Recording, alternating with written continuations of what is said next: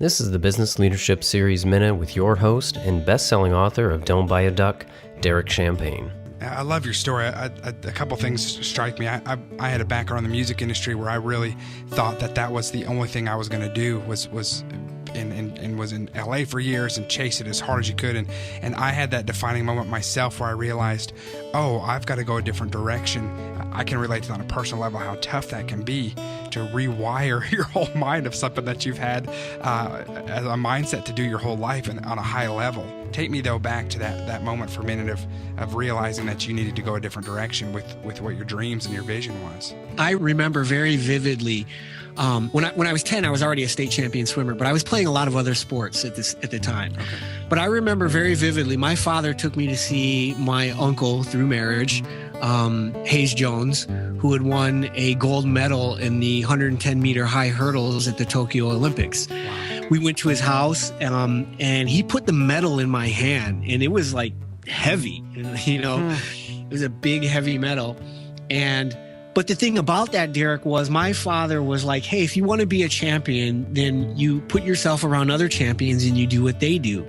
So he went out of his way to get me on the best swimming teams. And every single day I trained with, I lived with, I spent most of my days with people who are already national champions and collegiate champions and members of the U.S. Olympic swim team and number one in the world. And I was doing what they were doing. And so I kind of took it for granted that I just keep doing it. Then one day I'm going to succeed as much as they have. Right. So when that moment came and I didn't do it, it wasn't that I was trying to make the U.S. Olympic swimming team and I didn't make it. It was also, I'm not as good as I think I am. Oh, yeah. And, that was probably the toughest part of it.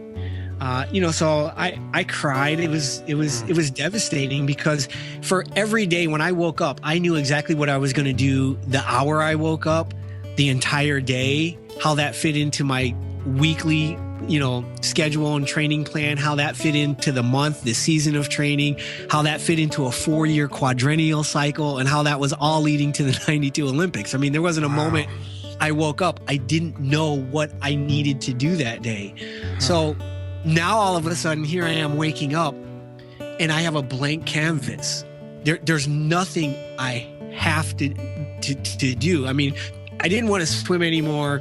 I didn't want to be at school. And actually, right after I helped Yale win the Ivy League swimming title for the first time in 15 years, 3 days later, I left. I literally 2 months before graduation, I'm like, I don't even want to be here. I just left, showed up on my father's doorstep and was like, Dad, thanks, love you.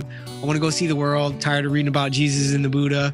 I want to live like them. And I don't know when I'm coming back, if ever. Thanks, love you. And I'm out of here. To hear full episodes of the Business Leadership Series, visit blsnow.net.